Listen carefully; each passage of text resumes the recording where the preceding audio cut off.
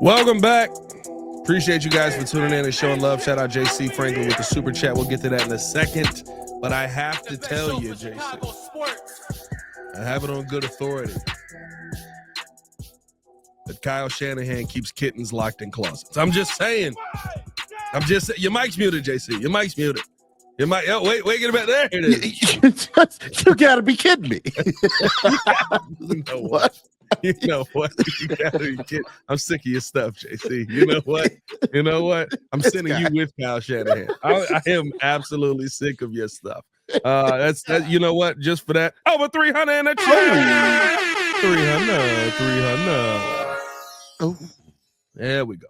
Welcome back in, man. Appreciate you guys for tuning in and showing love. We're talking about Thomas Brown and how he could possibly be somebody that the Chicago Bears consider for the head coaching job next year. That's per Courtney Cronin. We talked about it yesterday on the Chicago Bears podcast. Make sure you tap in with the Chicago Bears podcast as well to get the full context of that conversation. Yeah, I'm sourcing myself. You got dang right. Everybody else is getting the clicks. I'm getting some clicks off of this stuff. Oh, big. JC Franklin with the super chat. He said the problem is with those guys with clout want no part of the organization. The only big name that wanted to was Harbaugh, and they flused that. I didn't even know Harbaugh wanted to come back. We always say we always talk about Harbaugh. Like I like Harbaugh. I love Harbaugh actually, and he wins. But we always talk about him like Kevin Warren didn't like Jim Harbaugh, and that's why he didn't place the call. Jim Harbaugh might not like Kevin Warren. There's that mutual thing. Both buddy heads. It might be. Hey, that guy. Well, you. No. Now, I do want to talk about this situation here because there is a scenario in my mind where, based off of what we've seen, maybe, this is a maybe, Flus knows something already. Uh-oh. And we talked about this a little bit yesterday on the show. We also talked about this over on the Chicago Bears podcast. Tap in with your boy. Matt Eberflus, for the first time after this game, seemed like he had the worst body language imaginable.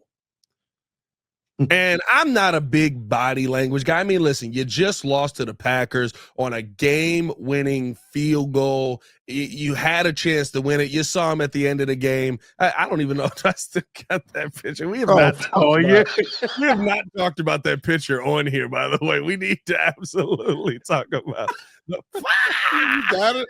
You actually got it? I do. Yeah, I do. Yes, I do, bro. This is the face of a man who is tired, dog. Hold on. Just look at this. When I saw this, I was like, yo, my job. Oh, my God. The kick is up. It's blocked. It's blocked. Ah, they're going to fire me. And then Shane comes out of tough day at the office, huh, man? Tough day at the office. Oh, there were you going to be sitting in the unemployment line with me. These are the images of our season, ladies and gentlemen. Oh, my God. These are the images of our season, bro. Like, the kick is up. Oh, it's blocked. It's blocked. Oh, this is worse than Mike Tyson's cheeks on my screen. I couldn't even get the game. Netflix was down. Like, bro, like these are the images of our season, bro. Oh, my God. Oh, this is hilarious, bro. I can't. What an organization. Oh, it's a joke, bro. It's an absolute joke, and it's sad, and it's stupid, and it makes no sense. And these images will live forever in my brain, bro. But I say all that to say, I do wonder. So I was in the press conference on Wednesday, and it is the first time I was there the Wednesday after the Hail Mary. I was there the Wednesday after the Detroit loss. I was there the Wednesday after. I've been there for a lot of bad moments. You know what I mean? Yeah. Maybe it's Flus. It's Flus. No, don't you blame yourself. Don't you go doing that. But this was the first time that he seemed resigned to his fate. This was the first time in a conversation where I literally was like, there's no point in asking Flus a question today. He's not talking.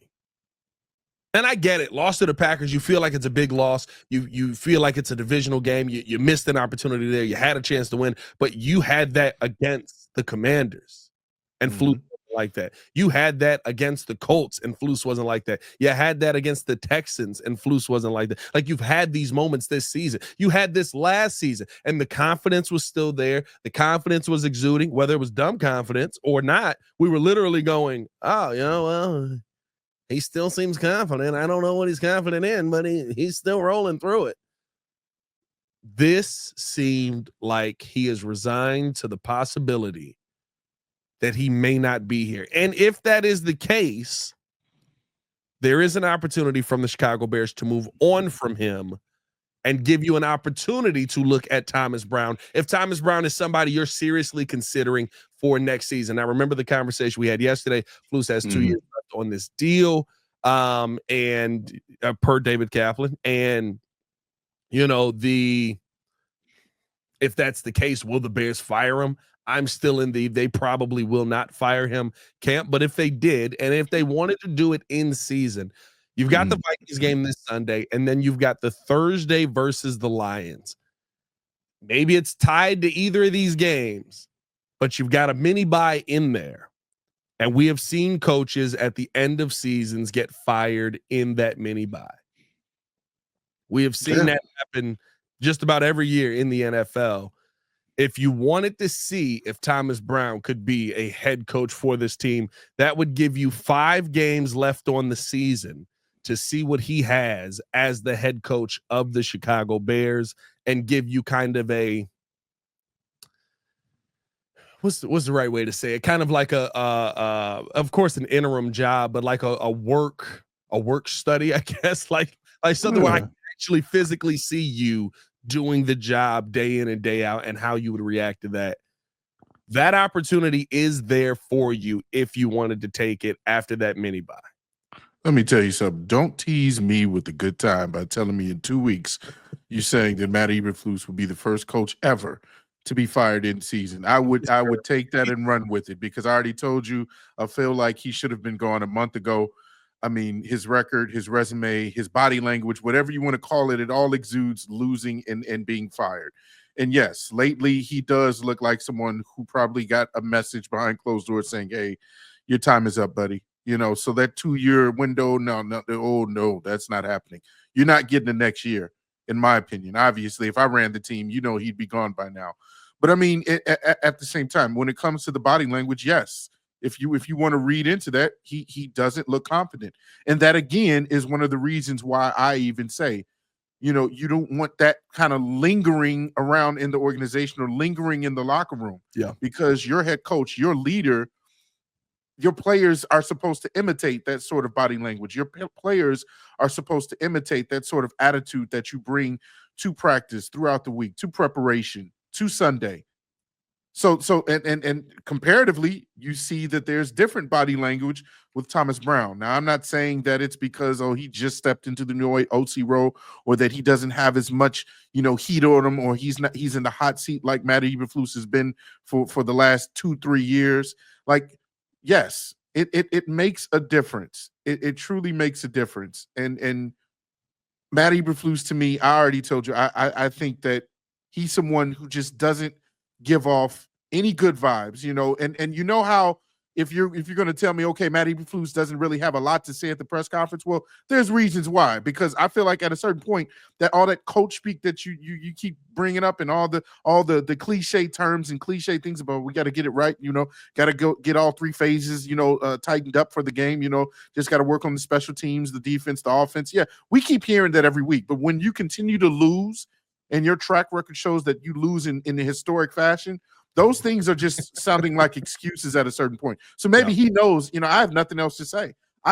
What am I going to say this week that I didn't say the previous week? The only time it looks good, coach speak looks good, when you're still 4-2 in the beginning of the season. When you're winning. It looks as if, you're winning. So now you look a little bit better in the eyes of everybody. But before that, you still had a horrible record. And so that's what I'm saying, is that it's starting to show itself, or to me, it has shown itself to already be ugly. And right now, I'm sure Matt Eberflus knows, hey, I have no more things to say. I got nothing here. I got nothing in my hand. There's no cards I can deal. You all see my hand already. Like, Yeah. I have a horrible hand. There's no aces. There's nothing. I don't have a royal flush. I got a bad hand. And so at this point, it's move on. It's move on and try something new, in my opinion. Yeah, I mean, listen, it is interesting. To shout out to Chi-Town Minutes with the super chat. He said if Flus comes out in the next one or two pressers and says, "What's up your sleeve?" then I'm out, because they've told him something not good for us. I don't know. And listen, a win may change everything. A win may change the vibe that Flus had. Maybe it was just the fact that he's that far down on the list that he has lost a game in an opportunity of 1 in 68 million. Yeah, I mean, the chances of him losing all of these games are 1 in 68 million. Maybe he's literally sitting there going, "It's me, I'm cursed." Maybe he's accepted what he's seen, but like, it just feels, it felt very weird to me. The vibe felt off to me. It felt like somebody who, dare I say, it felt like somebody who knew they were going to lose their job. That is not how I feel things are going to go, just because of who the McCaskies are. And I mean, we had this conversation yesterday. Are they going to fire a guy who has 2 years left on his deal, pay him his $12 million, if that is the case, and keep him around for, another, or is it more likely, or I'm sorry, and bring a head coach in, or is it more likely that they move on from Matt Eberflus, or keep him in the build? I'm having a stroke right now. Y'all see that? Or is it more likely? We'll get it. Or is it more likely that they keep Matt Eberflus and ride out at least one more year of this contract before they end up going out and paying somebody? No. Like, the thing, we may not like it, but what is likely? But what sense does that make, though? Like, tell me, what logical sense does that make? What have you seen that for shows logic? Yeah, you're right. Good Lord, this team. You're asking for logical sense. Now, Ryan Poles in most things has shown logical sense. Kevin Warren kind of has shown logical sense. That does not mean that the McCaskies are willing to pay for the thing that makes logical sense. That's the conversation you got to have. Come on, Dad. It's a Friday. You're giving me a headache. Oh, boy. Just saying, dog. I'm just saying, like, the realistic scenario to me is that you probably end up with Matt Eberflus back here if he has 2 years left on his deal. It's not the scenario I want. No. It's not the scenario I want. I don't think it's the logical scenario either. You know what also isn't the logical scenario? Bringing him back in a season where you're going to fire him anyway.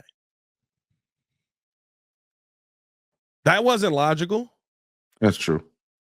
You brought him into this season, and I'm going, wait, but you had Harbaugh and but Vrabel and but you Bill, but Raheem.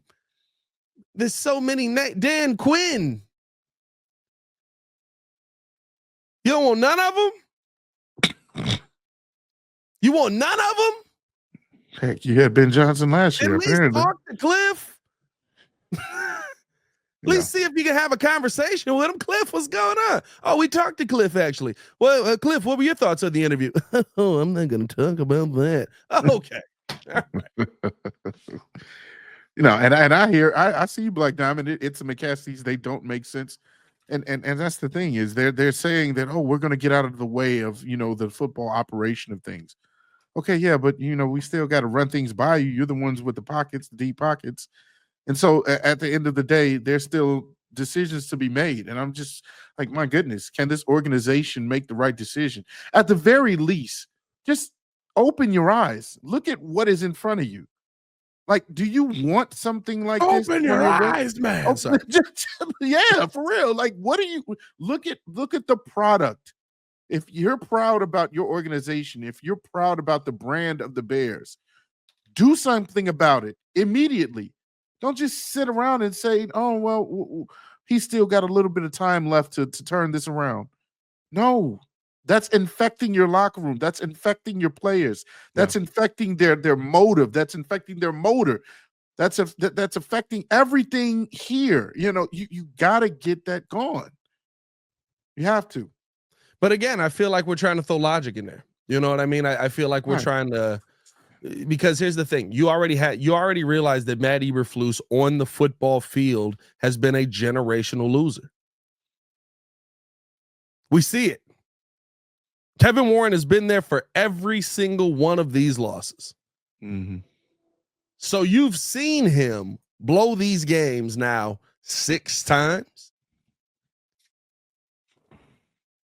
You've seen that his decision-making down the stretch ain't it. You see it already. There's no question about it. He's still here. Mm-hmm. Does that make like you're still trying to hold on to this badge of honor that we're going to ride out with coaches and we're not going to fire them in the middle of the season? Like, okay, good job. You think you're the Steelers. You know why the Steelers haven't done it? Because Mike Tomlin's 8-3 with a team that I'm sitting there going, I don't know if they're a Super Bowl team. How'd you put this collection of group together? I don't know, man. We'll see what ends up happening. Dwan Threats with a super chat. Shout out to Dwan. He said, I think the McCaskies need to be studied on a scientific level. Seems they have an uncanny ability to make people dumber the more they come around. Well, yeah. Might need to do a little experiment.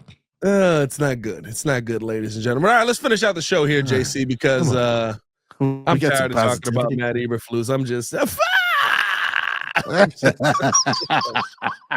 I am sick of it, dog.